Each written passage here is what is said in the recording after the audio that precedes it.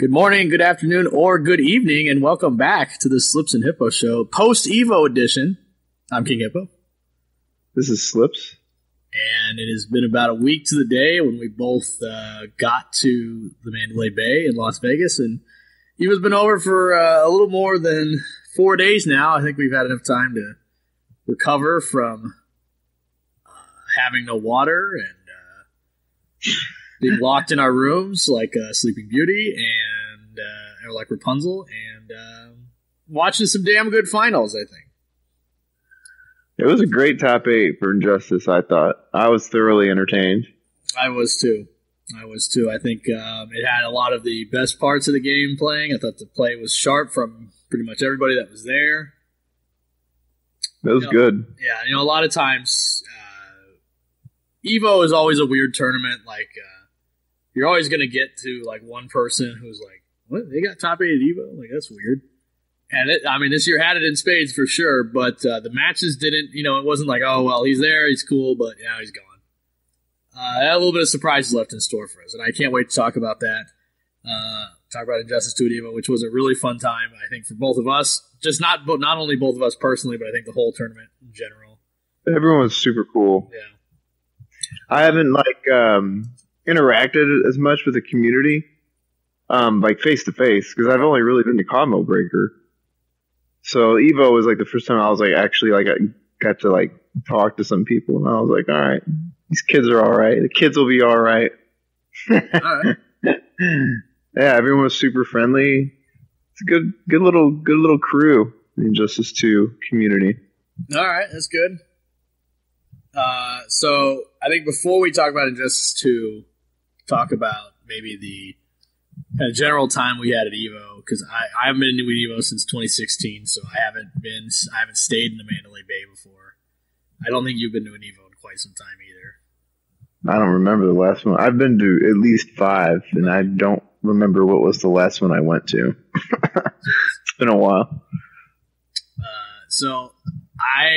Last time I was at Evo was 2016, and we were at the Las Vegas Hotel and the Las Vegas Convention Center for the main tournament, and then had to go to Mandalay Bay for the finals. And that tournament was the shits.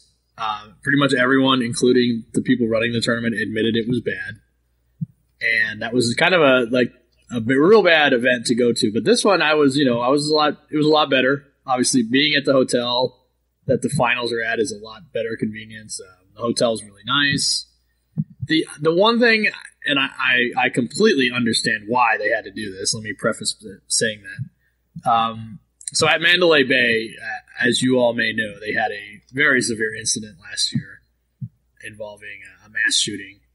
And one of their new security ventures was to make it so that the elevator could only be operated unless you were going to the lobby by your room key, and it only went to the floor that your room was on. Other than that, there wasn't a way to get to other rooms without being shepherded there, basically, by other people.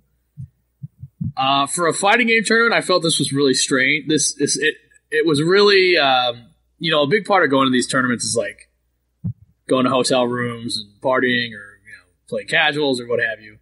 And it seemed like it was really hard to do at this tournament. I remember frequently, we'd be like, "Hey, you want to go play?" You'd be like, "Come play casuals." I'm like, "You got to come get me." Just not very economical, I would say, to shepherd each other back and forth to rooms. I thought that was a little disappointing. I didn't really care that much. Well, me, I'm not going to be playing casuals in a bunch of hotel rooms, really with only a few people, so I guess it's not that big a deal. But it is weird to me, when you have friends on different floors and, you can't go to them unless you want to take the stairs, and I ain't taking stairs. Yeah, that was a little weird. Also, there's a stunning lack of free water at this tournament. Most tournaments I go to, there's at least, drinking fountains, or a water cooler, perhaps, and little paper cups. Not like you can get a whole lot, but you can get free water. And, being in Las Vegas, it's very hot outside. It's about 108, 109. The only avenues available to get water were the $6.50 water bottles they had at the snack bar, or venturing out back into the food court probably to get, a cup of water or something. And I saw a lot of people pretty upset about this. I mean, I would think water is one of those things that, like, when you're at a massive convention, it should just kind of be available in some way. Like, I'm not saying you got to roll out, a full thing, a huge, like, 9-gallon tank of water, but, like a water fountain here or there would probably be nice. I don't think I saw one. I don't think I saw any water fountains, no. Yeah, that was weird to me. Like, at least a water fountain or something. Dude, it's Vegas, man. I know that. I know that, but they want that money. That's true. I mean, but, like, free water? You're going to die. You better have some money. You don't come to Vegas with no money. You're going to be one of those bums. That's true. They have a next level of bums at Vegas I've never seen. Yeah, that's a good point. Walking the strip, I did notice that next level of bum. I thought my favorite new bum, because there's always a different. Every time I've been to Vegas, each bum has their own gimmick. It's awesome. But this bum I saw, he was on the side. He was on like one of those like bridges, I guess, that were going over the street. He had a little sign. He was pretty standard, I guess, homeless, trying to feed my dog. And then he literally had a little like puppy or something like nestled up to him, and he was holding it close to his face, and the puppy was asleep, and he was like petting it. It was I saw this dude. It was like right where New York was. Yeah. It was on the bridge. Yeah, I mean, this puppy. He's not like, exaggerating the size. That puppy dead? How was that? Yeah. It was very tiny. Puppy, he must have like tranquilized it or something. I don't think he tranquilized the puppy. Like, he's homeless. Like, what is he going to trank it with? I don't. Maybe he gave it a bunch of beer and it passed out. I don't know. Like, how is that puppy just sitting there? Like, perfectly trained puppy. It was. I was like, wow, that's the next level shit. A docile puppy. What's the problem? There was the singing. There's always a couple of singing bums. Oh yeah, singing bums. One of them he was just like, "I'll shut the fuck up if you put a buck in my cup" or something like that. Was he a bad singer too? Because I say if he's bad, that kind of goes with it. I think it was all right. I guess I don't know. But it was pretty. It was pretty. I don't know. How did we get on bums? We're talking about water, being in Vegas, and not having money, which will then become a bum. Yeah. They're pretty good bums, though. Yeah, I mean, being on the strip was fun because I think all the evils I've gone to have been, unfortunately, the ones that are off strip. But being, actually on it, in one of the bigger hotels, which is connected right to the Luxor, which you can go. Like me and 60 Midnight went and saw the Titanic exhibit. Oh, really? Yeah, is that good? Oh, yeah, it was cool. I'd seen a version of it, but I didn't know that they have an actual piece of the Titanic at the Luxor. Like, it's a big chunk of the wall. Yeah, pretty impressive. I went to the esports arena. That was the pretty esports cool. arena. Yes, I actually passed by the esports arena, and there was a guy out front with his arms crossed in perfect esports pose, and I felt it was particularly on brand. Yeah. Mm-hmm. Did you have to pay to get in? Mm-mm. I didn't.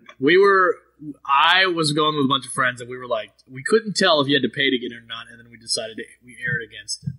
I think if you had your Evo badge, you could get in. Okay. But I remember, AJ, Shetry Talon of the Tekken community, he got me in, but I didn't. But I don't. He was texting with Tasty Steve. Okay, we're all friends, like, because he's from St. Louis and massively stuff. Esports, right? Right. So I don't know if he talked to him and he got us. I don't know. Maybe you didn't need to pay, but at that moment in time we did not need to pay. All right. Well, you got to experience esports. It was pretty cool. It was pretty cool. Did you play like Fortnite or something in there? What are you doing? No, they were playing Tekken. I thought that was really? Pretty. Man, I think it's pretty. Like, people talk about like esports and how they want to be sponsored and the money and all that stuff. And this was like right after the top 8 was set for Tekken, like Saint, JDCR, like all those guys that made it, the sponsors guys. Uh-huh. And they go, and this is right after that, and we go in the esports arena, and they're playing again, like some of the same matchups that they just had. No, I was just like, God, they just played Evo. I was like, and they got to play more. They're like, I never stopped. Live. I was like, God, I was like, what a grind. I was like, God, I'm dead after Evo, and I didn't even fucking get the top 8. Oh yeah, I mean, I was like, man, you forget, you don't go to a tournament for a long time. The tournament fatigue that sets in, right around like day 2. God, I gotta play more, and they're not just playing like casuals. They're playing like hardcore, like best of the best. Like you can't even turn it off. Oh, yeah, that's mental fortitude. Well, Saint definitely was going to have to run it back because he, for the first time in a long time, got bodied and did not make top 8. Mm-hmm. That was pretty surprising. Tekken, if you didn't watch it, was a really fun,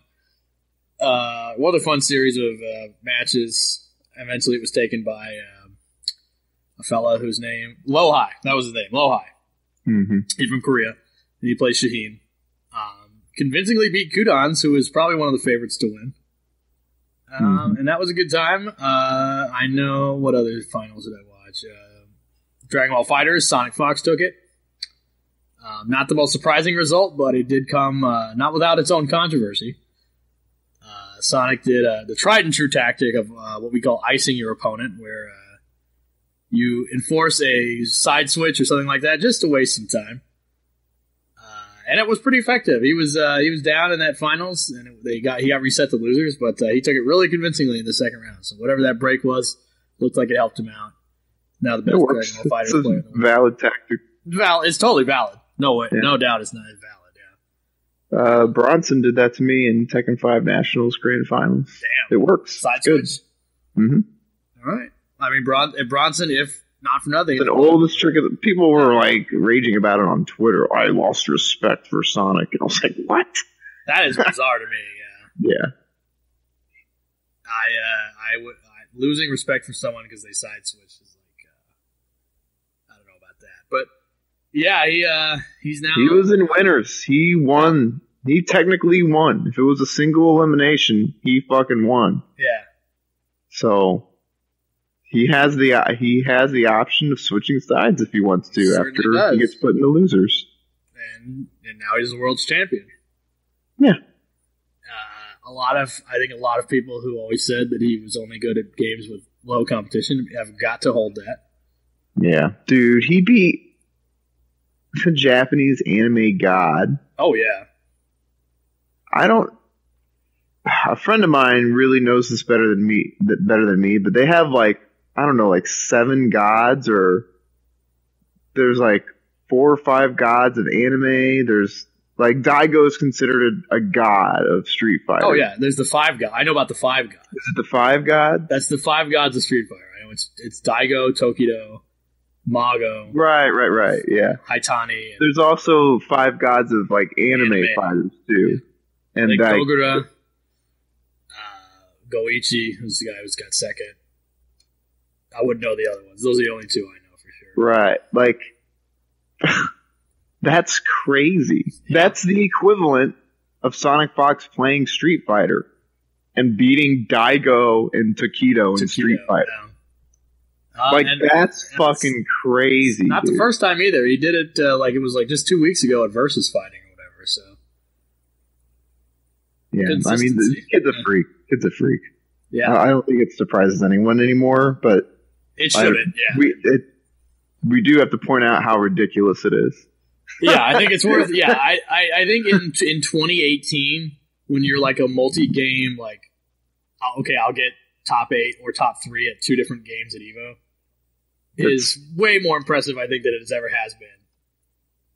Not even Taquitos doing that anymore. No, not anymore. He's pretty much solely focused on Street Fighter. Right. So to me, I mean, Sonic, if you were to make like the Mount Rushmore, of like the skill-wise with players, like he's making this case to at least chisel him in there. Small part. Anyone that's played him in any game, yeah, you get it. Pretty much. This dude's a fucking freak. Right. He's up there with his first suit, having a blast. I think the first thing he tweeted was, "I'm gay." Living it up, man. They gotta feel happy for him. Although he He did pull some dumb shit. We'll talk about that in a second. We should talk about Injustice. Yeah, okay, let's move on to Injustice 2. So Injustice 2 was mostly on Friday, and then the Saturday, the top 8 was around 12-ish. A decent turnout. It was about, I think, 364 people, something like that. It's pretty good. Yeah, that's, better than the average tournament. So EVO is consistent in that it usually brings in more numbers than usual. Tournament was run on, I don't know about your bracket. Mine was run on 2 setups. It wasn't the best run bracket. Mine wasn't. I've had worse, but I definitely waited about 45 minutes between a match, and I don't know if that was really necessary for such a small bracket. I don't know if you had that issue. I don't think I had that issue. I had to play 3 back-to-back, actually. Oh, really? Okay. I think because I was on stream. That's probably why. Yeah, I know you did play on stream. You played against Wet Doba, against his Bane. You almost got bodied. Nah, I was all right. All right. I mean, you were up 2-0. You ran it back, but you clutched out. The end, the last game I don't think was very close, but yeah, I mean, the third game he just stole with level 3. I remember that it was like a double back 3. Yeah, I was just like, okay, I just got baned, and then the fourth game, he just made a couple good reads. That's all there was to it. So I mean, I just wasn't really worried. I was just like, I don't know, I was fine.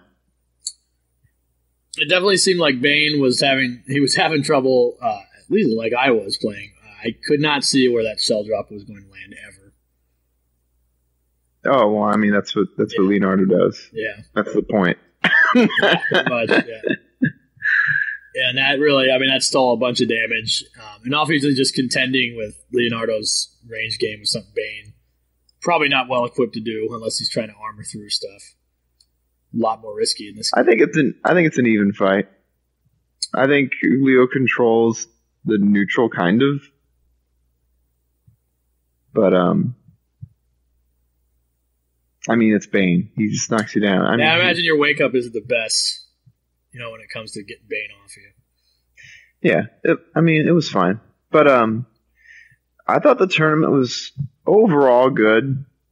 Yeah, I've been to worse, run tournaments. So I didn't think it was that bad. The biggest problem, of course, was an executive decision, which was that shortly before the top 16 started, we were not streamed anymore. Yeah, that was shitty. I forgot about that. Yeah, so the whole top 16 was only recorded by the grace of a few people. I think like Honeybee got a few, and someone else got a few. Did they ever give a reason? It's Evo. They're assholes. What are you gonna do? It's so weird. They don't. I think they don't really care. That's the only thing I can say. Not only do like the people running it not actually care, but then like if you were to go to the top, I don't even think they know that it's a thing. Like I remember Evo 2016, MKX was due for 8 a.m. finals, and they were still playing at like 12, and not on stream either. Like there was literally NRS developers in the crowd watching on their phone because they could not see that it wasn't being streamed on a screen. Well, let's look at it from the business perspective on their end. If they feel they can get more viewers with, looks like I think they had second pools, yeah, than they are with Injustice top 32. I don't know. That's tough. From a business standpoint, I can see it. Not the first game it's ever happened to. Killer Instinct. The principle of it's kind of shitty, though. When Killer Instinct was there, it didn't get its top 16 streamed either. I don't know. I just think it's weird that that's the section you're like, well, we don't have to. Like, if they were going to say, okay, we're not going to show pools, you know what? It's not a big deal. Yeah, it was almost like a tease. Well, that's what, you're gonna stream some of the pools, but then not like the best of the best. Yeah, or when the matches will be better because a lot of people stream pools and they know it's going to be long, and if it's 3 out of 5, especially, those matches are long. When it's or they're gonna be just mops and brooms left and right. Yeah, like I remember, like I'd watch some of the pools matches I was in, where it's just guys that are they're trying, it's probably one of their first tournaments or whatever. But man, it's like it's 3-2 last hit, and you're like, oh, that was like a 20-minute match. Yeah, that was kind of shitty. That I wasn't a big fan of that. But I would say other than that, it ran pretty well. I think it finished pretty timely. I think we were finished around 4.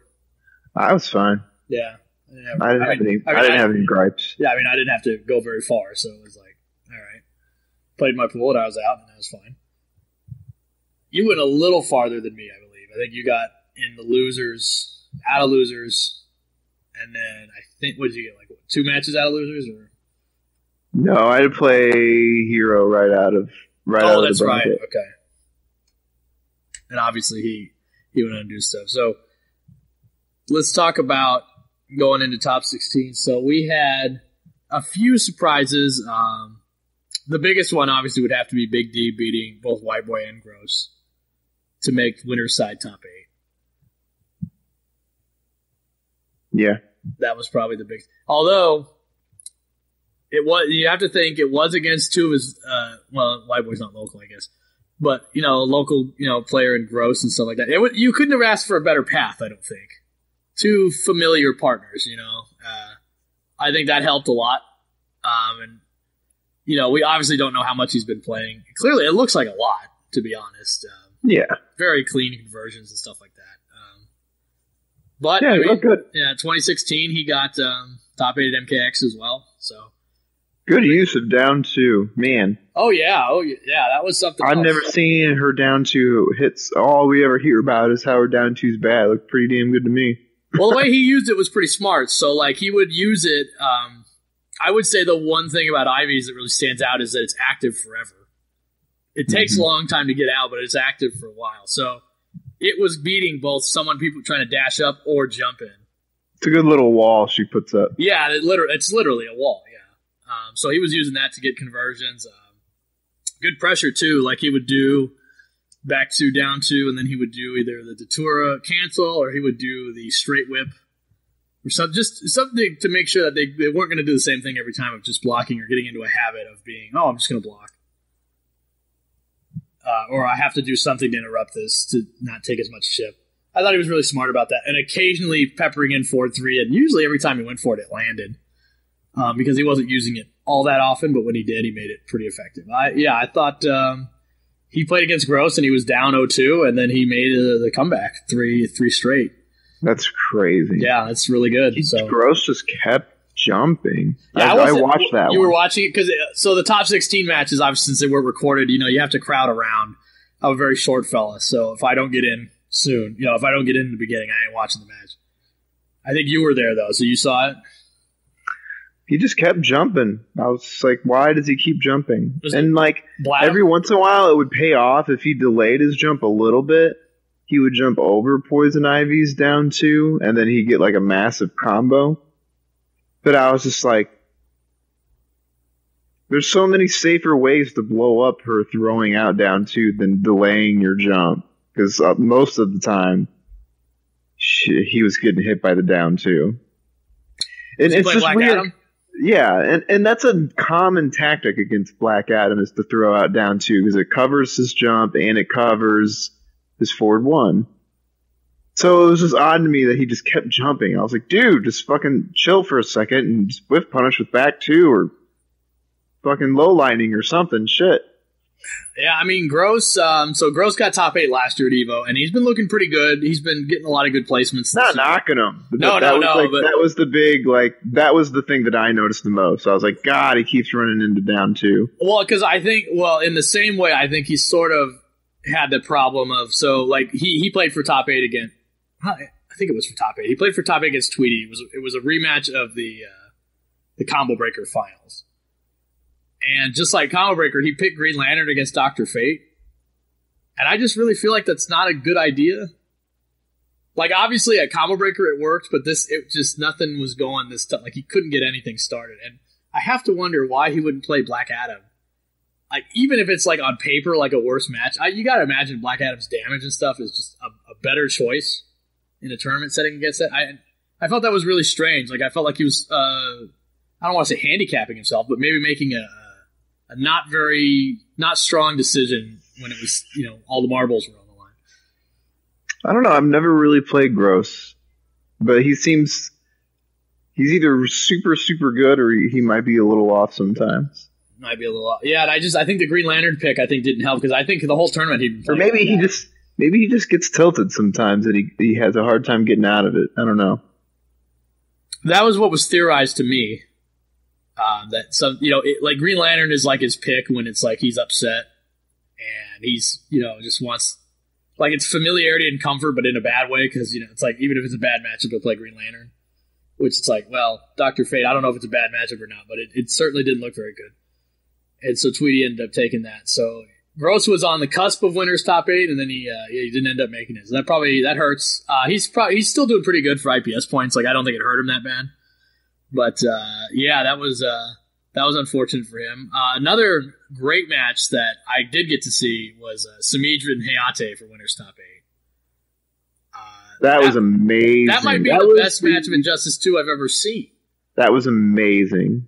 I don't know if anyone recorded that one, but that was one of the best matches I ever saw. Yeah, I think Honeybee was up front. The last match was fucking wild. Oh yeah. It was crazy because they were both playing so defensive. Samij started off like, this is just by my memory. He was like just throwing because he couldn't open up Hayate with anything else. And then by the end of the match, they were both down to like nothing pretty much. And Samij was like, kept going back to the well of throws, but Hayate he had the game plan. It was cool to see him like have a game plan defensively and it worked out very well. He was eating throws at the beginning and then towards the end he was just breaking all the throws. And then it bought him a lot of time. I thought he was going to win. Yeah, it came down to like the last couple hits. It was literally the last read. It was just crazy. I want to say it was a crazy how much defense and how much shit was being blocked. It was just like no one could do anything. It was awesome. It was like it was Robin versus Catwoman, and those are both characters that they're more pressure based. They are pressure based, and their mix ups aren't as strong. And you always hear about people who get hit by them all the time, anyways. And it's like, well, even though they're not mix up heavy, they still hit people all the time. This was a match where it finally felt like, okay, neither of these guys are going to land a clean hit. It's going to have to be a huge read. Sweeps and sweeps and throws. Sweeps, throws, and low damage overheads, and shit like that. Yeah, 4-2 or something like that. That would just hit and take a little bit of damage. But throws were really coming into play, which you don't think of a whole lot. But throws are a good option, fast, and you got to think about taking them. And thinking about taking them means you can jump sometimes. You can neutral jump, and if you neutral jump a throw in this game, it's a big read. It gets you a lot of damage. But the fact there was so much throwing is testament to how much their defense was on point. It was just so good. Right, and then, like you said, by the end of the set, the throws were still being used, but they were being tech now. So it was like, you got to watch the Yomi layer sort of evolve during the match, because the match went all the way. I think it was 3-2 last hit. Yeah, it was amazing. Yeah. It was great. So Hayate was not to be denied, though, and he ended up playing Buffalo for top 8.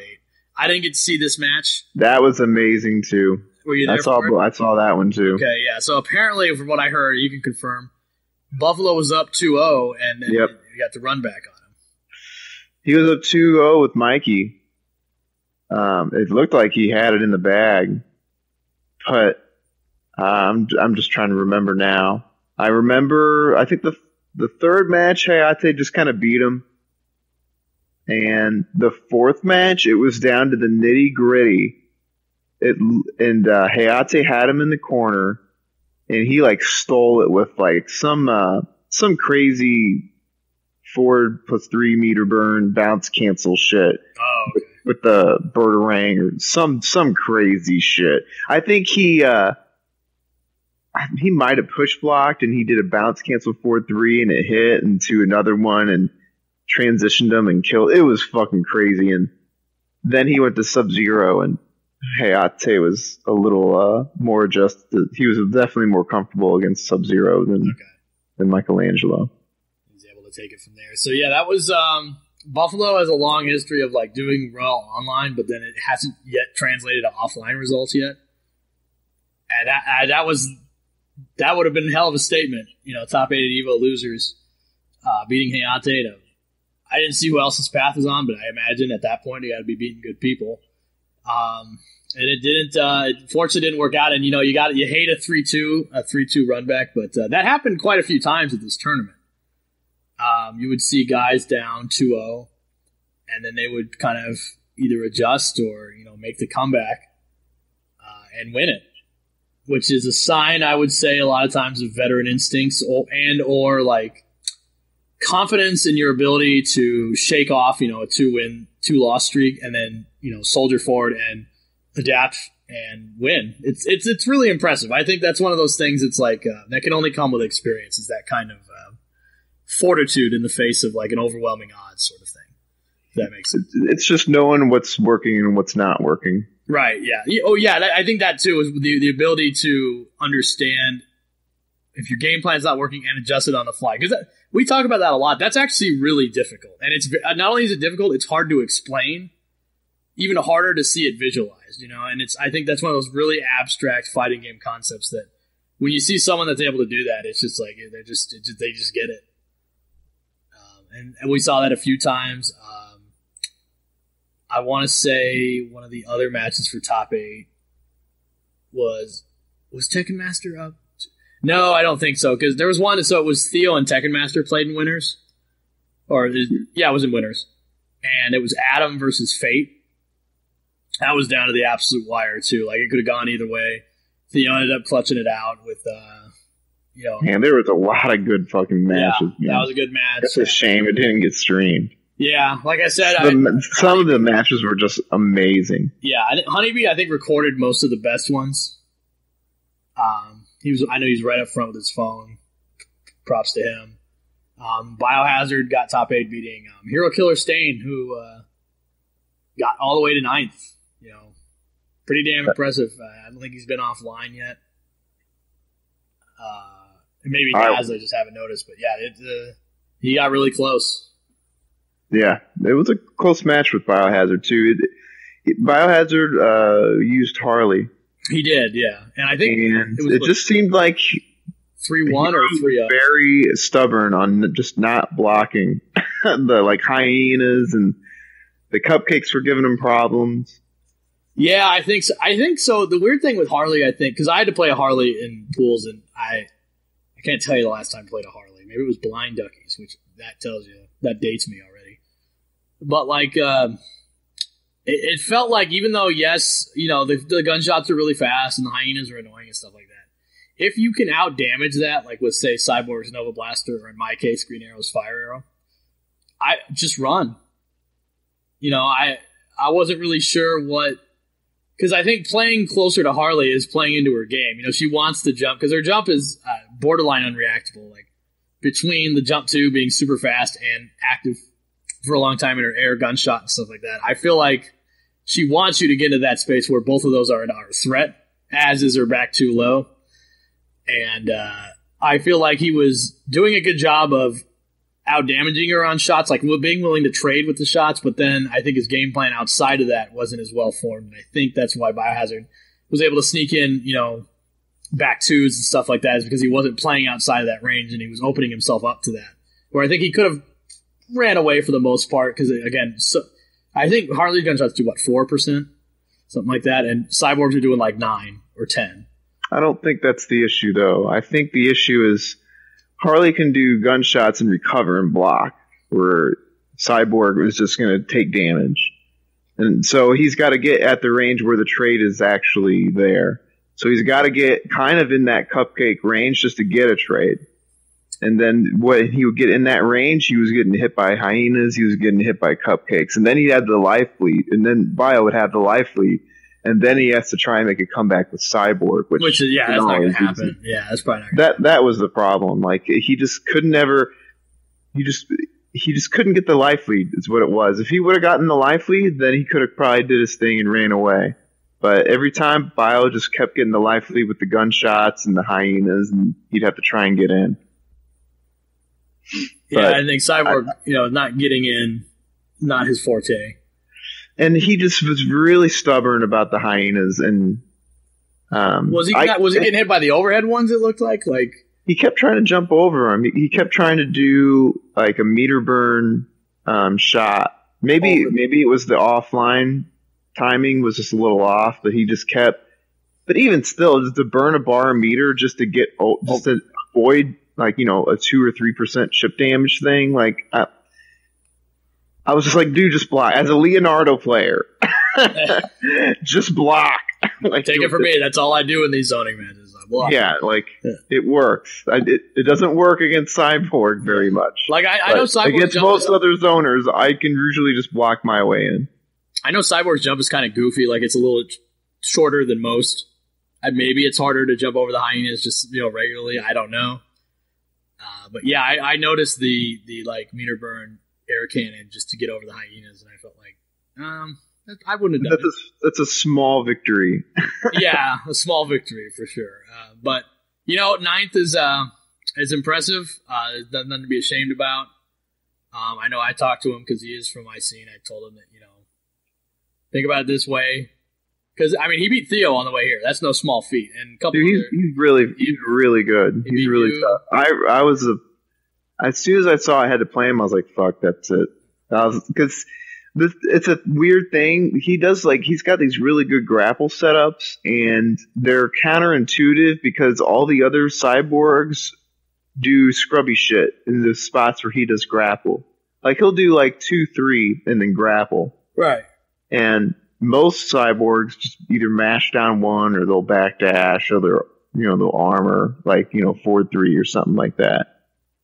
And it's just I knew he was going to do it, but I think the thing that I have to do to beat that is just so non-intuitive. I couldn't pull the trigger. I've had to do a raw Raphael at point blank range, and the sides will I think get him out of the air. And I was trying to remember it, and then just during the match, it was just every other cyborg mash is there, and it's just God damn it. And I was just maybe he'll mash one time, and he never did. He just kept running. And I was like, fuck. He's good at. He's really good with that grapple, and he's just really good at running away, and that's what you do.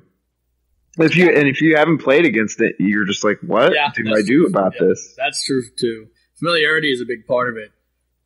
But a year into the game, it was pretty interesting that a lot of the top 8 matches revolved around characters like Robin, Poison Ivy, Cyborg, Harley Quinn. Still very good variety. The game's good, man. It's fun.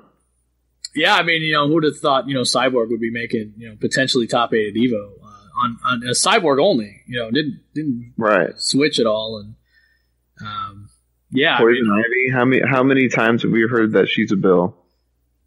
Oh man, Poison Ivy's had a tumultuous Injustice too. That's for sure. Depending on who you talk to, but so then we can get into top 8. So obviously our top 8 was it was Rewind, Samij, Big D, and Sonic and winners, and then it was Bio, Tweety. Oh gosh, that's embarrassing.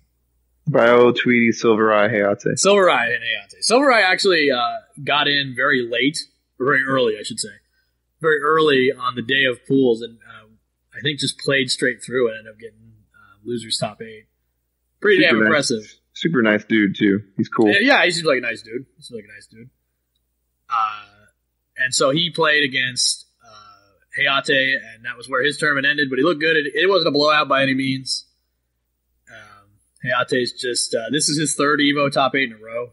No kidding. Pretty damn impressive, yeah. Wow, I didn't know that. MKX and Injustice 2 in both years. So no shit. Yeah, that's why, I don't know if when he beat Buffalo, him and his Panda Global guys were going ape shit about three-peat.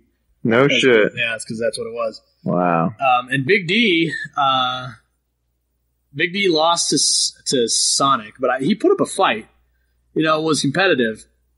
And then Rewind looked real good against Samij. He looked like he totally shut down Samij. That was super close. Yeah. That was super close. Like, I went down and Samij, like, dropped something. There was something he missed, and it ended up costing him. Damn, I can't remember. Fuck. But it was really, really good. That was a really good set. Yeah, something I noticed I thought was funny was that, so he played Blue Beetle, and we saw Deoxys with this tournament, but he didn't make I think he got eliminated somewhere in top 32. But I noticed, unlike Deoxys, like, he just plays a super safe Blue Beetle. Like, he'll do, like, back two, the overhead into the shield bash, and just sweep for his lows and overhead. Like, nothing really committing overly heavy to, like, the low spike or something like that. Just playing it safe, but he still stole a ton of damage. Kind of just doing the Blue Beetle stuff, throwing fireballs, sweep. That's smart. Yeah. That means that person's very confident in the neutral. That means that they're doing low damage safe stuff because to them it's free damage, because they're so confident in the neutral that they feel like they're going to get their damage in the neutral, and they don't have to take that risk. And then a lot of times, he would take that risk when he needed to make a comeback. That's what I mean. The low risk stuff always sets you up for the high risk stuff, because then it's like conditioning. Yeah, conditioning over time. Okay, shield bash is coming. Shield bash is coming. Okay, then shield bash doesn't come, and you're like, oh, well, what do I do now? I noticed something like he was getting a lot of mileage out of those, like knockdown into. He would do the float into the up forward, and then he jumped two, and it was kind of hard to tell which side. I noticed Samij wasn't trying to delay his wake up as much, trying to avoid that. And I wonder if he maybe done that a little more, maybe he wouldn't have lost as much damage, because he would get hit by those jump attacks. Now, Blue Beetle does good damage. And that's probably one of the only ways he's going to open you up is by doing something like that. And, and Samij also dropped a few combos. He's normally very consistent. That's the guy I would label as a consistent, does his combos and stuff. He was still hitting great stuff, but, on sometimes where it really mattered, he would drop that combo, and it helped Rewind take that one. So he was in winners finals against Sonic. Tweety beat Biohazard. Biohazard started, it was a blind pick, so they requested a blind pick, which, if you don't know, that's when you tell the judge which character you're playing, so that and then that's it. Like, no one is counter picking as soon as you pick your character. Mm-hmm. And he went Cheetah against Dr. Fate, and I believe he took that first game with Cheetah. Biohazard did, which was fun. You don't see Cheetah a whole lot. But then Tweety switched to Starfire, and I think it was all downhill from there. Cheetah is, because as high damage as she is, and she has command grabs and stuff, and very high mobility, that all, I think, doesn't matter if you can't land a hit, which is what her problem is, it seems like, is just, I have to do that leap to try and get a hit, because my grounded footsies ain't shit. Sweep is, okay, but, like, I could see against Starfire, like, he was probably thinking, like, I don't know what the hell I can do here. Like, difficult to approach. I can pounce under some of that stuff, but I have to make that leap eventually, and that's not working out so well for me. So he used Cheetah, I think, twice. He used Cheetah, and then he made the real switch to Starfire, Biohazard did. So he did the mirror. Mm-hmm. Probably wasn't a good idea. He was really ready for that match. Yeah, Tweety didn't look like he was having any of that, so that one went quickly. And then he finally went to Black Mana, which a lot of people say Black Mana does well against Starfire, which is very possible, but I think Tweety was too in the zone on this one, and Black Mana didn't really do much for Biohazard either, so he went out. And then, of course, Hayate beat Silverai. Big D played against Hayate, and I believe beat him, right? Like, that was crazy. Yeah, that was pretty shocking. Yeah, I would say that was the surprise of the tournament. He just played Poison Ivy, and Robin doesn't have a traditional projectile or anything like that to stop her from doing, like, the drills and stuff constantly.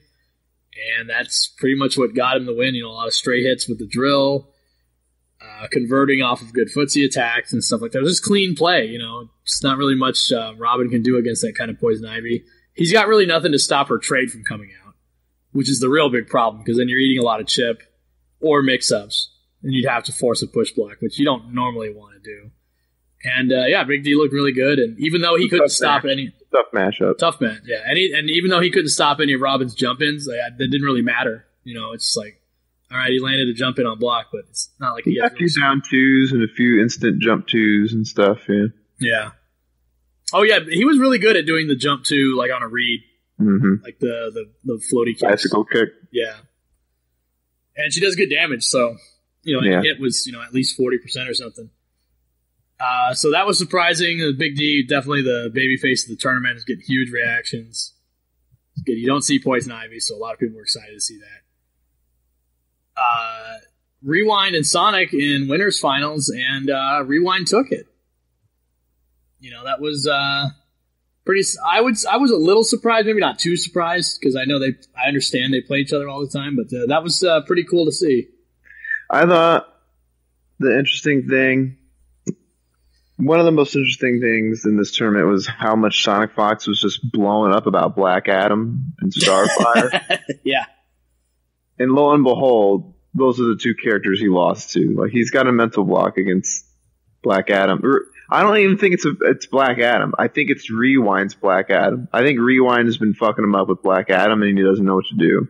Well, he certainly fucked him up in this tournament. It didn't look like he could move.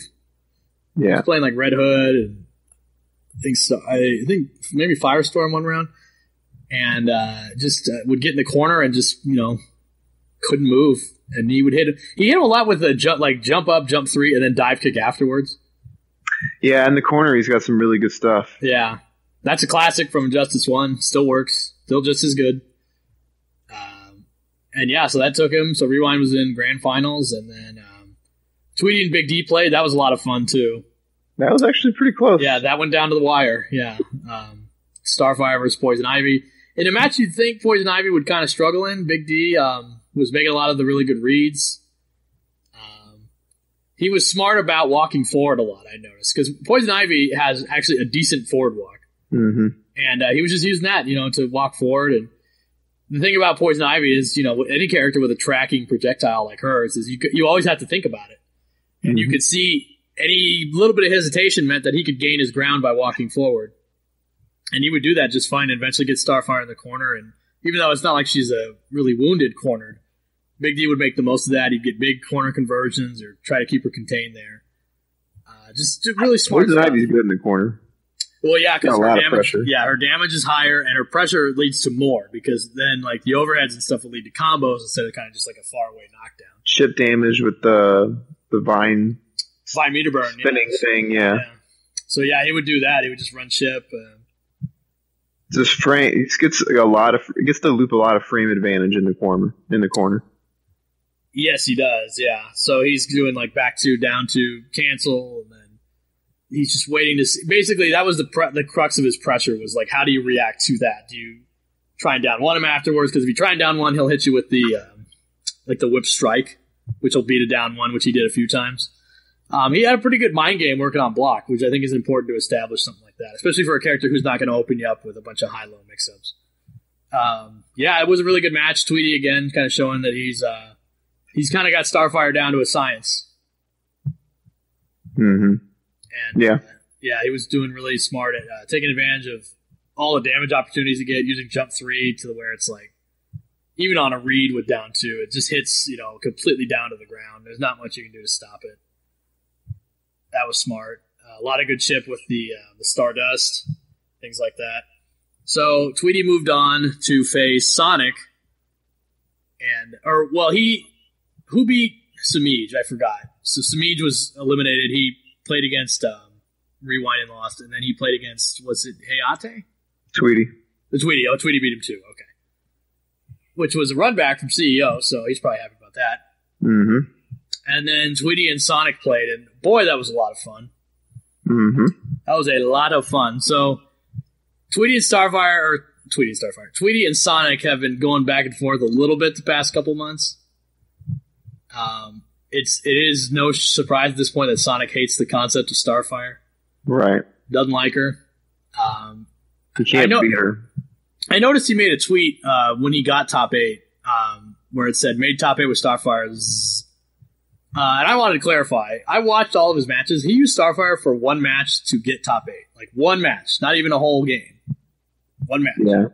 So to say he got top 8 using Starfire is Bullshit. It's bullshit. He used Firestorm most of the time. So Right. yeah, I don't know about that one. So then, of course, Tweety and Sonic have been having back and forth. And they did the Starfire mirror, and Tweety beat him pretty good the first game. Got up and was yelling, "Pick it again!" Like I fucking dare you, pick it again. And he did, and he lost again. And then I think was the last one he went Firestorm. Did he switched to someone? He went Firestorm, yeah. Firestorm, and it didn't work. Or was it Red Hood? I can't remember. It was one of those two. Either way, it didn't work. And he lost that one. And I got to think, like, that's a really... I know he doesn't care, clearly. That's probably not the best idea. Like, I felt like Sonic is, whatever you want to say, one of the best players of our game. Had he stuck with Firestorm or Red Hood maybe from the start, I think he would have had a real fighting chance to be back in. I think he knew he had no chance in winning. You think so?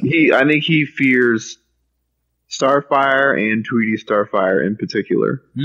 That's why he's upset. I think he fears Tweety's Starfire. And Starfire, I think Starfire in general, he just doesn't, like you said, he just hates the concept of the character. Right. And particularly rewinds Black Adam, because he was just ranting about both those characters all weekend. And it was just like, dude, you're the only one at this point complaining about this shit. Well, anybody else would have picked him up and done the job, which I guess he tried, but he's playing against people who've been doing it, or been taking care of it. Like Black Adam and Starfire, I wouldn't say they're yesterday's news. I mean, obviously they placed very high in this tournament, but people not just by themselves though. That's what I mean. People have learned, it's usually a combination of a few. It's not just you're right, those two. I wasn't that impressed with Sonic's outing there. I thought that was kind of playing into pride, I guess, a little bit. Tweety rightfully, I think, going off on it. I think that was a smart idea. And then he clarified later that he was like, I think Sonic's the best player, but that was a dumb move picking Starfire against me. He knew he wasn't going to win. Yeah. He knew.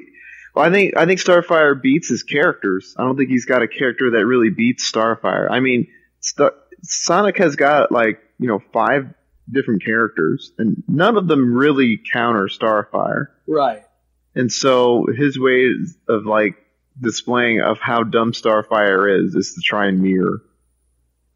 So, which is faulty logic at best. It's a bad look on his part because it looks like he's just giving up, and it's because of Starfire. It's just like, no, it's because Tweety fucking owns you with Starfire. That's what it is. It's not Starfire.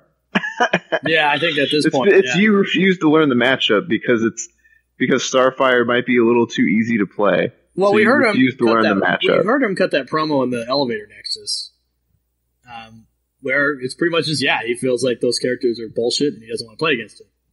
He's just like, okay, he's setting up his own success barriers there. If he really wants to beat Starfire, he'll fucking learn the matchup. He just doesn't want to learn the matchup.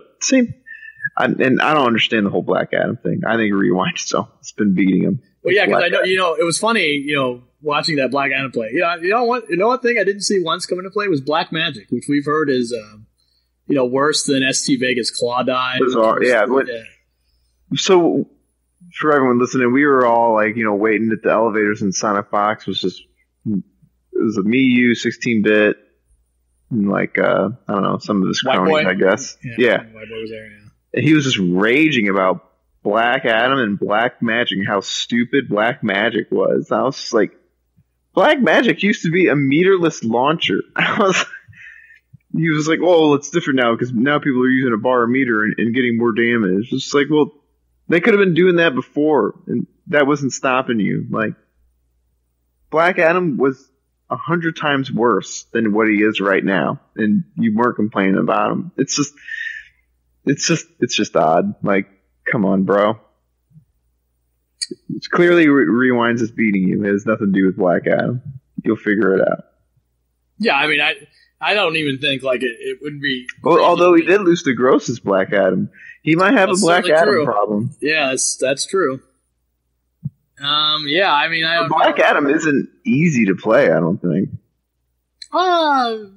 simple. He's a simple character. Like, I would say more so than most, but like The live kick combos are kind of tough. Like, that takes practice. Sure, but what his game plan is pretty simple. I guess. You're gonna hold backwards and do forward one, and you have to walk in on him. But I mean, yeah, certainly, not to give any of the Black Adam, to take away from the Black Adam players. If Big D can beat Gross's Black Adam with fucking Poison Ivy, I think it's okay. Well, yes, I think that's the other thing too. Like, obviously, obviously, Poison Ivy's making top 8. Clearly, people could do more work and be fine. Worse stuff could happen. So Sonic, he got washed, and then Tweety played. He played Rewind. Was he in Grand Finals? It's Rewind and Tweety in Grand Finals. Yeah, it's been a long day. Yeah, Tweety and Rewind in Grand Finals, and I don't think it went to the reset. I believe it was like 3-1, maybe 3-2. Very interesting that Rewind picked Catwoman, which I thought by logic, because Rewind just beat the best Catwoman in Samij. So I thought it was really weird that he went with Catwoman. I was like, what the hell is he doing? I was like, does he think his Catwoman's better than Rewind's? And then it doesn't matter because everyone plays the character a little differently. And he definitely he knows something about that matchup that Samij doesn't. Or he knows something about, maybe not the matchup, but something about Tweety that Samij didn't pick up on. Because when he beat Samij, Tweety used Dr. Fate. And did he use him again in Grand Finals, or was it Starfire against Catwoman? I'm pretty sure it was Fate. It was Fate? Okay. Because, I know. I think I remember he went to Fate eventually. I just don't remember if he started it. But, yeah, I remember. Yeah, Rewind was just making smarter reads, not getting opened up as much. Just playing it cool, seeming like he's picking his spots where to fight instead of trying to rush in. And because usually against, those, like Samij, I would notice would, sometimes get a little impatient and, start trying to parry dodge those fireballs, and you get hit by one. And, any little fireball adds up over time. And it's just with Rewind, that wasn't happening. He just wasn't getting hit by anything for the most part. Not that Dr. Fate's a huge mix-up character, but, Yeah, I think one of the things people don't realize, like, against these zoning type characters, is just this is block. Yeah. The special moves, like in footsies and stuff like that. Like, a good example is like in Street Fighter. Like, when you're seeing two guys play, like, Daigo and Takedo, and they do like fucking 8 fireball trades in a row, and people's faces are melting off, and they're just like, what is going on? Like, and neither one of them jumps. Maybe one of them stops, but neither one of them jumps. Or either one of them, if they jump, they could get like, a third or half life or something. But neither one of them does it. And the mental game that's being played there that I don't think people are realizing is it's an ego thing. It's just, I'm so comfortable in the neutral and the ground game that I want you to jump first, is what it's saying. You're going to crack under my pressure first. I'm so comfortable, you're the one that's going to put yourself vulnerable by jumping in the air. Very much so. And, yeah, that's the game that's being played. So, like, I guess a good example is, like, if I'm playing against a Dr. Fate player and he's doing, like, those stupid orbs or whatever, like, they'll do, like, 1, 2, 3, 4 in a row, and then, they'll throw out a back 2 or something. Just block them, man. Like, you want them to get comfortable doing these special moves and projectiles in footsie range. Like, I will block that shit all day so you think it's free. Like, I want you to think it's free. I want you to think that I'm stupid and I can't fucking react to a orb or something like that. Like, the bottom line is, I just don't give a fuck about your fucking chip damage. It's the same thing in Street Fighter. It's just, I don't give a fuck about your fucking fireball. Like, I don't need to fucking jump. You can do it all day, and I will take, fucking 1% chip damage and not give a fuck about you.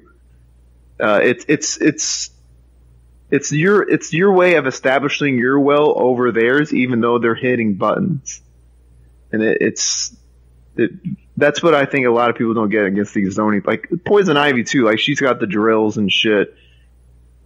Just block them, and then just get in range, and just see what she does. Like just see what they do. Like force your will. Just sit there and see what they like to do. And if they get really comfortable doing special moves, like don't freak out about it. Just block. Don't get in footsie range and like, oh God, this is my chance to get in. They're gonna do a special move or it's gonna be an anti-air. Don't take that fucking guessing game. Yeah. That's fucking stupid. That's for the birds. Just sit there. Like have some confidence in yourself. I mean, well, yeah, to bring some personal experience into it, like, so when I played in my pool, I played against a young man named Basics, who I understand is good from what people tell me. And I noticed he played Starfire. I can't tell you the last time I saw Starfire on screen other than, watching streams. But I knew I was playing Green Arrow, and I know that, Starfire, all of her projectiles, as good as they are, except for that Stardust, are high hitting, which means that I have a distinct advantage there. And, I mean, he got me good in the first two games. Like I said, I really don't know what's going on with Starfire. I tried to anti-air one too many times. I'd get hit by it. I was getting hit by that forward 2 overhead a lot. And it wasn't looking very good, but, I've been in that situation a lot. I calmed down, and what I started doing was not caring that because before I was always jumpy against the Stardust, because I didn't want to take the chip, just like you said. But I remembered from earlier the day when we played, you were going apeshit about fire arrows. And they're cheap, and blah, blah, blah. So I said, okay, here's what I'll do. I stopped caring about the chip, and I just made sure to use that opportunity to load fire arrows and fire back at them. So even though I'm taking, the Stardust does like 3-4% chip or whatever, the fire arrows do a decent amount of chip on block. They probably do about 2.8% or something like that. So I was just taking those shots and, blocking trait meter burn, which hits mid and stuff like that, because I knew my fire arrows were a better option than what she was doing most of the time. And then I noticed when I sort of try to move in a range, he just started holding back, which is what you want to do, obviously. But that opens you up to Green Arrow's slide and his low arrow, which he was, was getting hit by a lot. So eventually, I just kept doing that. I just playing my game. I didn't get thrown by the chip. I just kept doing what I was doing, and I ended up taking him another 2 games.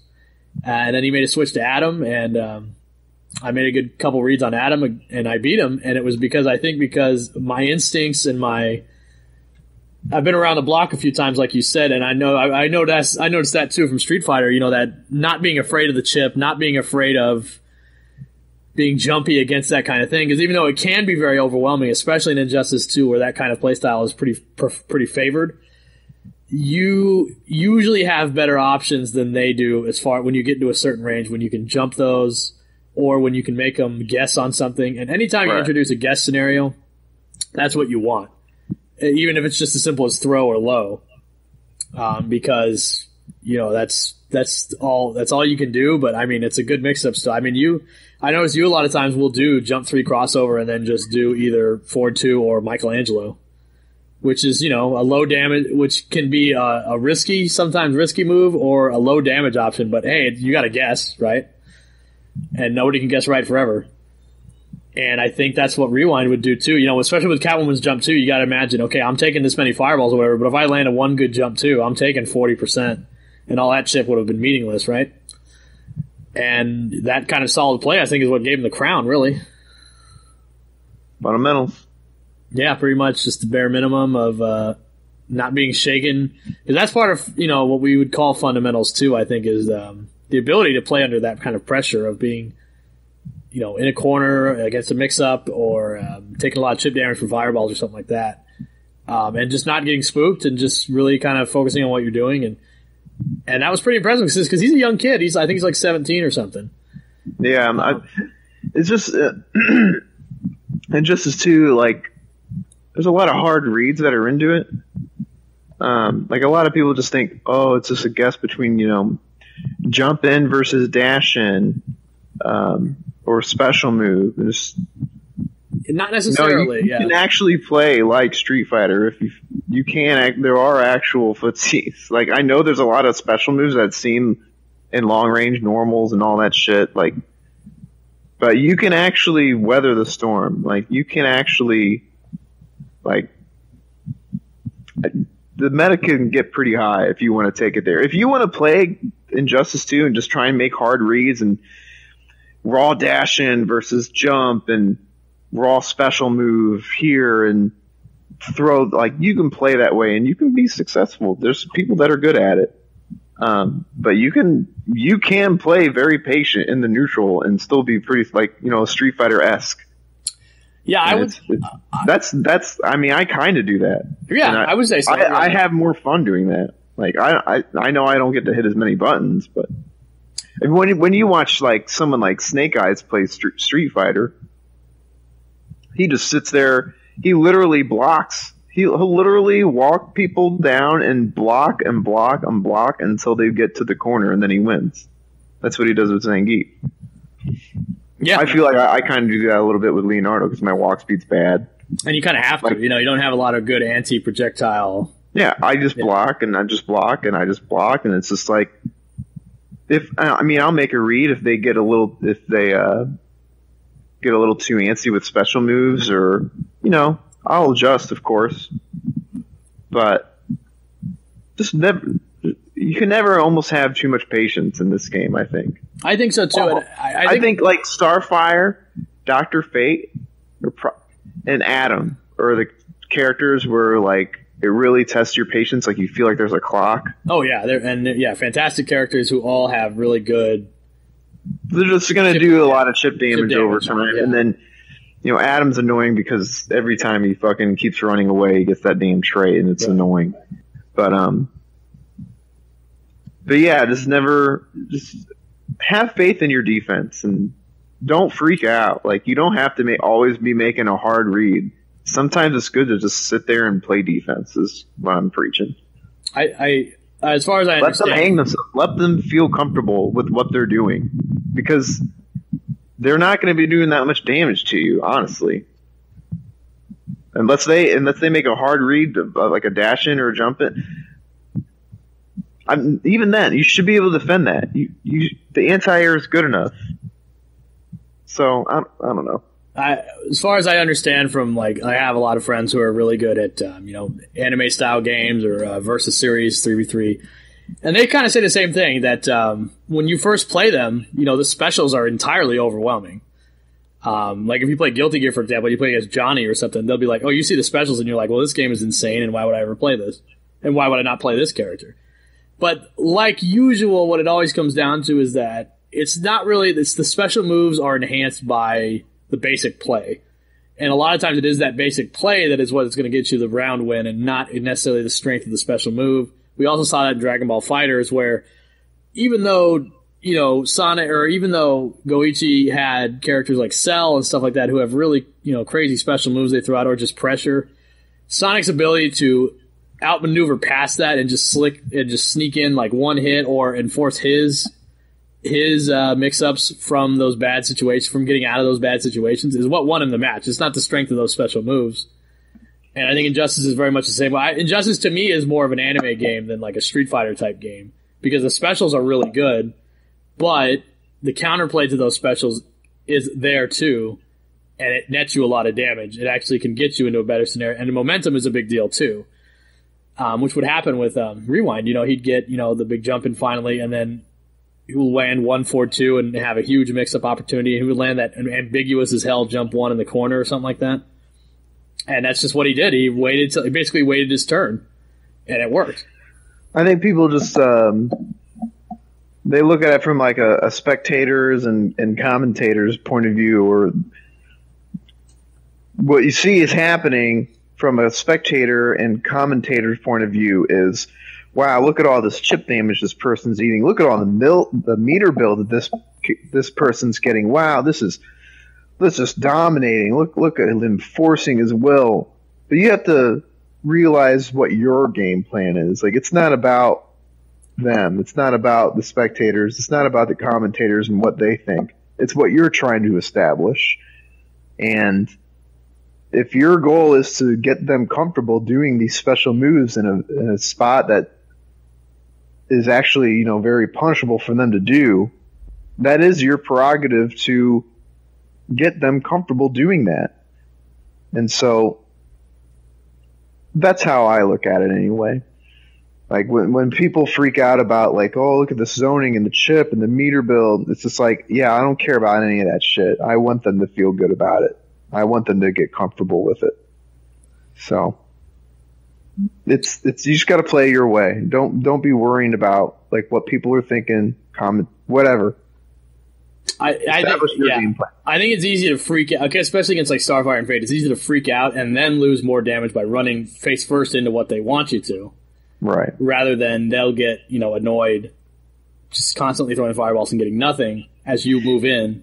When you look at Starfire, like the only time she really gets a lot of damage is if she hits with a meter burn back 3, a meter burn forward 3, maybe a jump in. Even then, yeah, it's a single hit. She only gets like little chunks of damage, chip damage, forward 2, 3, or is that what it is? Forward 2, 3, whatever. 2, 1 plus 3 is the grab. Whatever the overhead is, like all forward of this 2, yeah, exactly. All of it is low damage, and you're gonna get your chance to make it all up once you get in. Just don't get hit by a fucking meter burn. Just don't get hit. Yeah, because the thing with Starfire can't launch from down 1 and stuff like that. So you're right. It does have to come from like a big, 2, 3 meter burn. You got to watch out for back forward 2. Like you got to watch out for that. But even then, she needs all of her trait to really have it do a lot of damage. But that's the thing. Is you just get in and you just block. Don't take unnecessary damage. She's not going to do that much if you don't give it to her. That was my reasoning when I played against basics. That I knew I wasn't going to do a whole lot of damage with my zoning, but I did a little bit more than her, and I also could do a combo off my down 1, which is more than she can. So I felt like, okay, I'll block. He would do the meter burn, Pomeranian charge, and I would just block it, and it's like, all right, I know my down 1's fast enough to interrupt after that. Like, if I had tried to squirm and jump out and stuff like that, I think it would have been worse for me because I would have lost a big chunk of damage when I didn't have to. And that's what I wanted to do with, you're eating the slide meter burn, which does a big chunk of damage, or you're eating like 2 fire arrows, which is a big chunk of damage. And I think that's just what it is. I think you're right, is that, and this is how you played Injustice 1 as well, or at least I know I did, where it was like, with Deathstroke, it was like, I wasn't going to do a whole lot of damage unless I landed my mix-up, but I had the opportunity to block out, and go under a lot of other people's attacks and force them into... Like Raven, for example. A lot of people thought Raven was a bad matchup for Deathstroke because she punished the low guns with her Soul Crush. But it was like, you know what? Unless Raven opened you up, she wasn't going to do a whole hell of a lot of damage either. She was going to do a lot of chip. Deathstroke won the neutral, yeah. Absolutely he did. Yeah, that's what I mean. Because she couldn't do Soul Crush either because he punished it on block. Now, obviously, we'd both still do it, and we wouldn't get punished every time. But Deathstroke had better, stronger jump-ins, and she didn't have good anti-air and stuff. Their special moves were a wash. They both countered each other's special moves, so it came down to footsies, and Deathstroke had better footsies. Right, and I think a lot of times now, like Dr. Fate, for example, has extremely good, neutral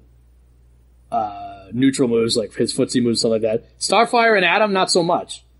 I think that you can force them into a situation where they're not as comfortable easier than with Dr. Fate, who to me of those 3 is probably the stronger, just because his, the back 2 and forward 2 and moves like that and his jump 3 too are way better than, Starfire's like, forward 2. I agree with you on Adam, but not Starfire. Her footsies are fucking good. Oh, I didn't say they were bad. I think Dr. Fate's are a little bit better, but that's it. It's debatable. Her back 3 is really good. Her jump 3 is really good. Her forward 2 is really good. Her forward 3 is really good. She's got it all, really. She can do anything in the neutral that. I mean, she's got a super long range sweep. The Tarmarian charge, like her neutral's good. It's just she's not going to get a huge chunk of damage outside of 4-3 back 3 and Tarmarian charge. So just don't give her that. That's where I would give Fate. Don't jump in on back 2 and shit. Like Fate, if he hits 4-2, he can do some. He's not doing huge damage, mind you, but he's doing a little bit of damage if he cancels a trait and stuff like that. So he can get. But he has the same thing where he's not doing big chunks of damage either. For the most part, it's right. 4-2. It's only when he's got that trait is where you really gotta look. Yeah, but he's just doing like 4-2 glyph and the occasional 3-hit fireball meter burn, which does a decent chunk of chip. But again, about being patient, and patient is pretty much what won Rewind. I would argue most of his winner sets against. He just picked and choose his spots, and when he gets right. And then when he got in, it was hard to get him out. That was pretty much what took it. So he's your champion. As a new champion, obviously last year's champion was Dragon, but he has chosen not to compete this year. So we were always going to have a new Injustice 2 champion. It will be Rewind this year. And a fantastic top 8. I don't think you could have asked for anything better. The crowd was very into it, which was happy. It was great. Because Injustice is not always the most popular game, but they were really into this top 8. A lot of people really liked it. A lot of people were sad that the top 16 didn't get shown, which was good. Like, no one was like, fuck that game anyways. A lot of people were upset about it. I know Ultra David was tweeting about how it was one of the biggest oversights he thought he's ever seen in EVO. Stuff like that. That's cool to have that support. I would say the only problem with it at EVO was that, just not getting the opportunity to show off the top 16, which is... there were some amazing matches. Yeah, no, and if it was a business decision, sure, but, I mean...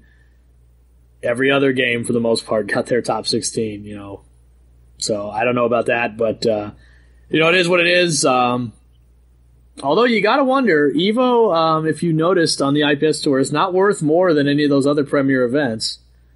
And it was also not on the Tekken World Tour, and it was also not on the Dragon Ball FighterZ Tour, which is pretty interesting. EVO is prestigious, most definitely. I mean, there's a lot of pride that goes into getting one of those medals. But as has been pointed out in the past, their PR man, Mr. Wizard, not the best fella. Kind of a douche a lot of times, to be honest. Antagonistic. Weirdly so, I would argue. He DQ'd me in Tekken 5. Really? In pools. What'd you do? He said he called my name. I didn't hear him. Was that when they called you your real name instead of your gamer tag? Was that one of those things? Oh, man. I'm not Brad Vitale when I'm at EVO. I'm fucking Slips. You've adopted a new persona. I'm Slips. I see. But he DQ'd me. Were you salty? Were you upset? Yeah. I was like, dude, you know who I am. I was sitting there too. It's not like I was gone. So he pulled a power move on you. I don't know. Because he could do it. I was like in it. I wasn't like an up and comer or anything. Like everyone fucking knew who I was. So I wanted top player privilege, I guess. But oh damn! I was, but this was like early 2000s. It was 2000 top player privilege. It was different, okay? Yeah, I see. I was just like, what the fuck, bro? That didn't matter. I still got top 8.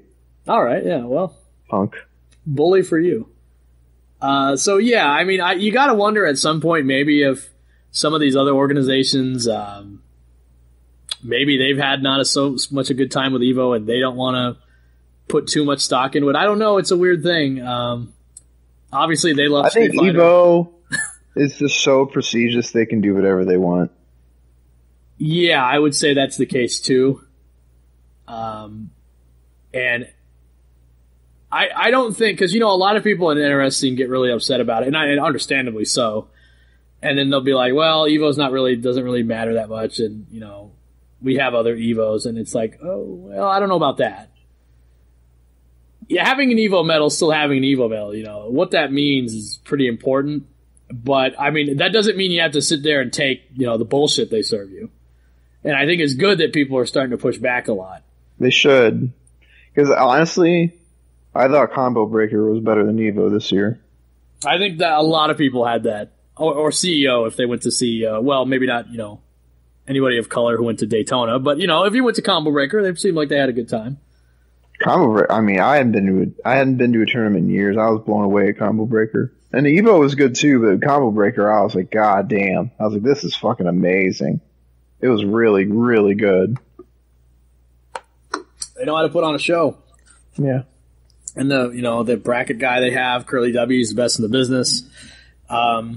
It's just it's a whole nother level, I think. And I think Evo has been, I wouldn't say complacent. Well, I would say complacent. I think they're getting there. They're getting complacent. Yeah, I think they have the biggest. They're going to pull an Xbox 360 to an Xbox One thing where they think they're the shit, or a PlayStation 2 to PlayStation 3 where they think they're the shit, and people will just buy whatever they pump out. God, I just looked at my Xbox One. I got heartburn. It's not a good investment.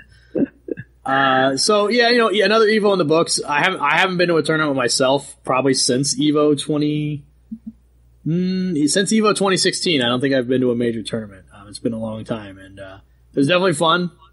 But as I mentioned, I think I talked to you about it earlier. When you're not going there to play so much as to kind of just be there, I don't know what you do. Besides, it's Vegas. I mean, there's clearly plenty of stuff to do. But, at a certain point, you're like, I like fighting games, but, do I play casual? Do I just watch? I don't know. So on finals day, I just kind of sat and watched everything, and it was a weird experience. I think I'm going to have to get used to how that works. But overall, I think I had a really good time. It was good seeing a lot of old friends again. Theo, I haven't seen in like 2 years. KP. Darth Armo was super cool to me. I guess he gave us our podcast shout-outs when he was on commentary. Always cool. Yeah. Yeah. Everyone was really nice. It was really cool. Far be it from me to ever suggest that the NRS community is probably not the most friendly. As far as like the top representation goes, yeah. They're definitely friendly. It's just sometimes Twitter gets a little toxic, I guess. As it would to pretty much any human. Social media can do that. But yeah, I think a lot of times you go there, I think more so, I would argue more so than any other, of the other fighting game, sub communities out there. You could meet NRS top guys just like that. They're super nice guys. A lot of them are kids, a lot of them are pretty young. So they're not like, we're super cliquey and old school and we don't talk to people. And, and a lot of them, again, a lot of them are from North America. So, the top players in a lot of other games are from other countries. Maybe they don't speak English and stuff like that. And not in our scene. A lot of our guys are from North America. And if they are from another part of the country or part of the world, they do speak English pretty well. It's easy to get into, a lot of fun. So I know the guy I introduced you to, Dre, who was the friend I brought with me. That's the first fighting game event he's ever been to. Oh, really? Yeah, and he was just like, dude, I went and I shook Forever King's hand and I shook Theo's hand. I'm like, oh yeah, they're not, Hollywood. I mean, they are, but they aren't. You could do that. Like, it's totally cool. And yeah, he was just totally blown away by how friendly, most of those guys were, which is true. I always said that. Like, that is not anything you see on like TYM or Twitter. A lot of times is not indicative of what it will actually be like at a tournament. Right. A lot of people are, if they're big shit talkers, are really a lot of Twitter is just spewing emotion and easy to lose track of like context or lose track of like what people in play. Because when people talk in person, you can obviously have way more understanding whether there's a lot of venting on Twitter. There's a lot of venting on Twitter. Seriously, yeah. I do it a lot too. Yeah, but and I would say like, you got to take online, like, obviously, like, if you're being an asshole online, then you go, well, it's not serious. Well, okay. That's one thing. But I think a lot of times, sometimes it'll all blow over, I would say. Most of the stuff on Twitter, like, I've never gotten into a blood feud over Twitter, you know what I mean? Like, it's just like, oh, well, yeah, they're all right. So, that's EVO. That was it's always the biggest event of the year. But the clock never stops rolling for the IPS, so coming up next, we're probably going to have the online North American East tournament, and SCR will be the next big. And SCR, I believe, is in September. And I think they're both in September. I think they're both in September, yeah, because the E-League finals are going to be in October. Mm-hmm. So we're getting to the end here. We're getting very close to the end of the IPS finals. There's a lot of spots in contention, especially with that North American East. You're probably going to see a lot of shakeups. Like, I'm sure guys like Nubcakes, they have to do good at SCR because he didn't have a great Evo. Even though he did really good at North American West, that could be subverted by anyone that does good in the North American East. This is the most exciting time, I think, because some of those guys are already guaranteed, obviously the guys that won the majors, or the premiers are already guaranteed for the most part, but there's a lot of open spots near the bottom, and of course there's the last chance qualifier, which takes place, I think, either 2 weeks or a week before E-League, where we get to see one person auto-qualify to E-League if they win that tournament, which is always exciting. Last year, obviously, Forever King and Foxy were the ones that got in the last chance qualifier, and they did extremely well. I think they both placed incredibly high. So yeah, it's stuff to look out for. It's like I said, Evo is not the end of the season for Injustice 2. It's still going. It's good. Do you think good outlook? It's a good outlook. I think. Do you think after Evo there's any like? I wouldn't say there's like a big meta shift, but I definitely think there's a lot of characters we saw do really well that probably wouldn't have been expected to, and I think. As always, there's always time for reevaluation or looking at who we might have thought was weak before, probably are a little bit better than we thought. As far as character balance, we don't know shit. It seems like it. We kind of just barely scratched the surface here. No one knows anything yet. Yeah, we probably know who's good, who's really good, but there's a lot of middle ground. It changes constantly. It does. I mean, almost. The top 8, was there one repeat character? I mean, I'm sure there was. Starfire and... we have Sonic Fox trolling with Starfire. Catwoman. Biohazard tried Starfire. We saw a couple... But these weren't just, like, raw. Like... They were counterpicks. Or they were... they were either counter picks or they were just... A character they pulled out one time. A lot of variety is what I'm saying. Yeah, yes, there was a few opportunities where there was a few times where you saw a couple characters. I mean, okay, welcome to fighting games, but for the most part, the variety is still very, very good. Well, and I think like always, even in the second year of the game, the character specialists did extremely well. So Hayate, Big D, Samij, right. I remember hearing not too long ago from Star Charger that Catwoman could never solo win a major or do extremely well, which there's no evidence for that ever. Yeah, that's bullshit. I have no idea where that talking point came from. I feel like I could have made it top 8 if I just had a different path. And I'm playing a single character with Leonardo. There was one person I wanted to avoid, and it was Hero, and I was like, fuck. Oh man, so you got the worst draw. I mean, that's a lot of it is how it goes. I mean, a tournament is not a slog through the character select screen. It's a path that is largely determined by luck. If you got, it happens. It happens. Yeah. That's what I mean. Like if you get a good path, I mean, there's nothing stopping you from playing. I don't know. You still got to execute, but. Oh, I mean, obviously you've got to be good too, but what I'm saying is that like I think a lot of people will pick up a character or not pick up a character because they'll go, well, this so and so match is bad. But again, no tournament is a slog through the entire character select screen. It's most of the time it's just it's literally the people in your path. It's 5 or 6. That's why you learn the bad matchups. So when someone just says, "Oh, you play with Robin," yeah. I'm just going to derp you out with, Starfire. Like, Hayate plays that match all the time. I know. So he doesn't get derped out. That you do have to be a very good Starfire to beat him with Starfire. And I think he beat all the Starfires that he. I think he did. Silver Eye. He lost to fucking Poison Ivy of all things. Silver Eye talks. He says he thinks that Hellboy's got some bad matchups. Like he doesn't like playing against Adam, but I mean he played against Gur. Gur doesn't, he's really good, but if he doesn't know what he's doing or doesn't know exactly as much as Silver Eye knows, Silver Eye's going to beat him, and he did. His character specialist plays Hellboy.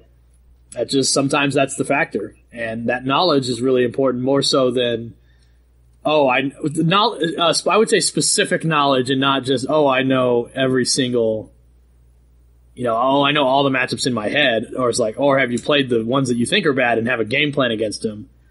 That someone who might just pick it because they think it's an easy counterpick doesn't. Because even when you pick an easy counterpick, you have to execute, like you said. Yeah, you want to learn the bad matchup so you know how good a player is in that matchup. It's like if I'm playing with Leonardo and I'm playing against a Dr. Fate, like you have to be a pretty damn good Dr. Fate in order to beat me. Like You can't just pick Dr. Fate and just pwn me. You've got to know your shit. Pwn? Yeah. 2001? Yeah. All right. That's how I feel, and you don't need to get derped out. If you can't get derped out if you learn the bad matchups, is how I feel. If that person picks that bad matchup and they still beat you, then they're just pretty good with that character too. There's no auto. Maybe like Injustice 1, like Harley versus I'll just do Aquaman. Yeah. Like that happened in Injustice 1. That was a thing. I don't think that is much of a thing anymore. Well, I think also that's the thing that's the attitude you gotta have. It's just like, okay, yeah, this character beats you on this part of the screen, this part of the screen, and this part of the screen. But what are you doing to prevent it? Like, how are you fighting through it? Are you just throwing your hands up in the air and just saying this is fucked, or are you actually like thinking and like are you adjusting? Like your insanity is doing the same thing over and over. Like, are you doing something different? I understand it's bad, but are you forcing an adjustment on the other player? That's what you have to ask yourself. And if you're not, well, then you need to take a break and reevaluate shit. What I was going to say, and what I think I like about your attitude the most, is that I think you, like I do, see matchups kind of not as a static number, but a sort of like almost like a stock market. Like, it will go down, right? It will go up, it will depreciate. Maybe there's something, but it's rarely constant. At most, it'll be constant for a set period of time before something else happens that changes it. So you're not a lot of times a slave to the convention of. I see this on Twitter sometimes. They'll be like, "Yeah, I want to play Catwoman, but I'll get worked by Green Arrow," and it's like, okay, but let's think about that. That's just what people say. Right. There's not a lot of evidence to really prove that. And also, who's to say the Green Arrow knows everything about Catwoman and the Catwoman knows everything about Green Arrow? You know what I mean? It's hard. Because, again, we don't have experts for every character. We just don't. Right. So it's never really set in stone, a lot of these matchups, unless there's, ones that are played constantly and constantly at the highest level of play, which even that, again, is hard to come by. So I don't blame people who have a pretty set thing of what they think it is in their head, but I think looking at it more of as a stock market that can go up and down as knowledge grows, as, it gets played more, is a healthier mindset, because I think you don't fall into that trap of, oh God, they've counterpicked me. What do I do now? It's just knowing what beats what. That's all there is to it. Like, I feel like I lose a hero not because of the zoning. Like, the zoning is a part of it. Like, it's annoying as fuck, and I get hit sometimes. But it's mainly the grapple. It's just like, right. That's what's countering me. It's just like, God damn it, how the fuck do I handle it? And that's how he beats a lot of people, I think. He's got these really good grapple setups, but my mentality is, it's like, okay, if I counter that grapple, then what? Then what's he gonna do? Oh, he's gonna fucking play the game? Oh, okay, well then that's good, because I can play the game.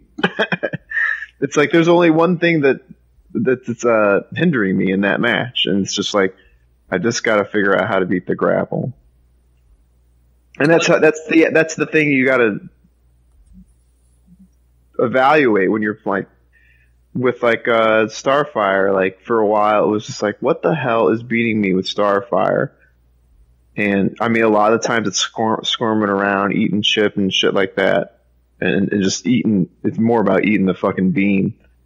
But you have to. It's just like, okay, I throw out a down 2, and I'm getting hit by someone of Starfire just throwing out a raw forward 3. It's like, okay, well, how do I beat that? Well, then you got to jump.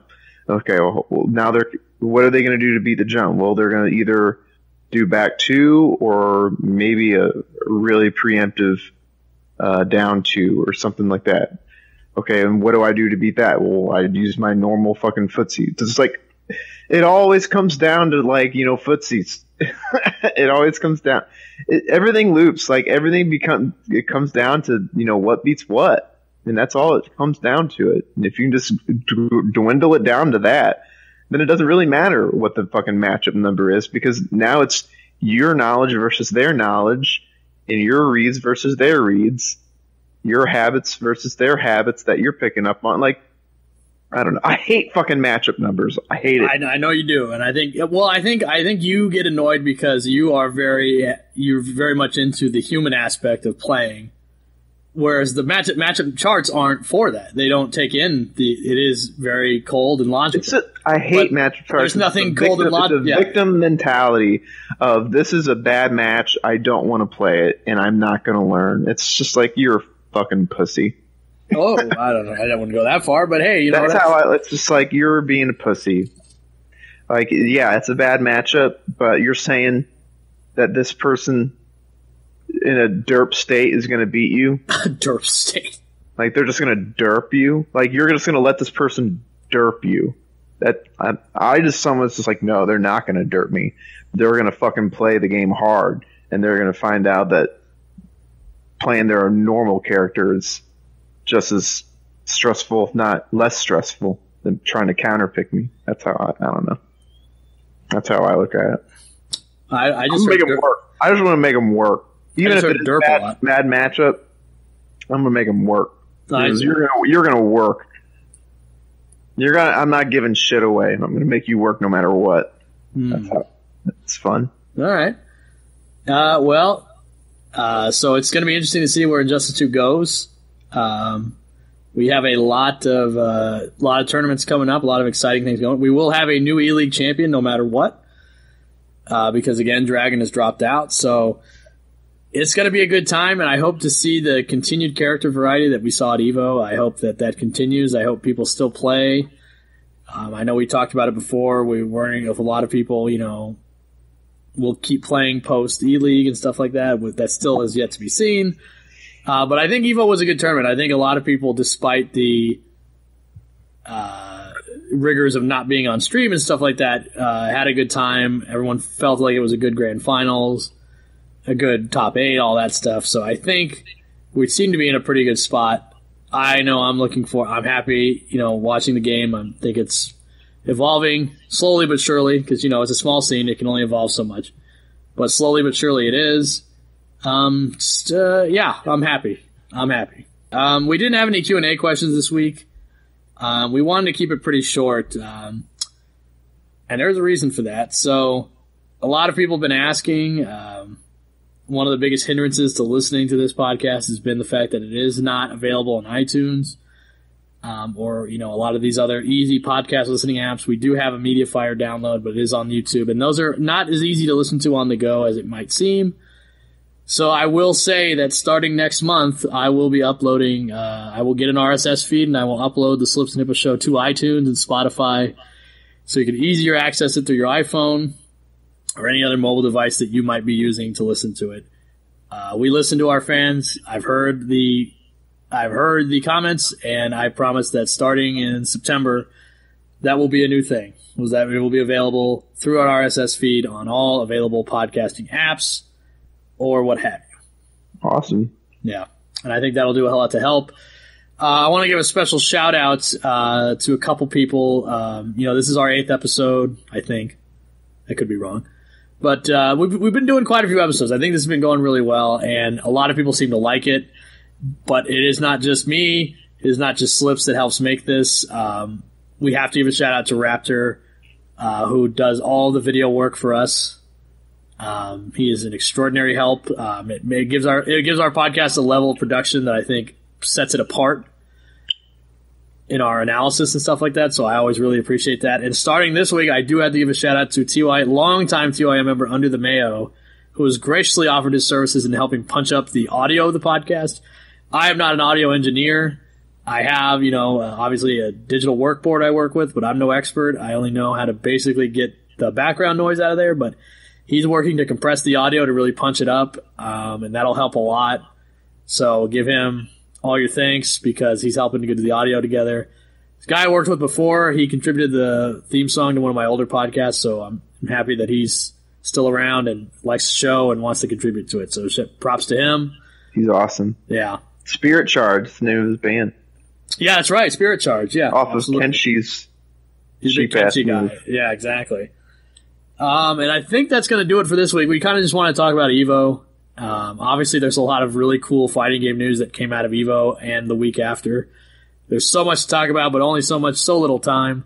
Maybe we'll talk about it another week. But I think we'll be back talking about some things next time. We've got obviously the NA East coming up and the SoCal Regionals.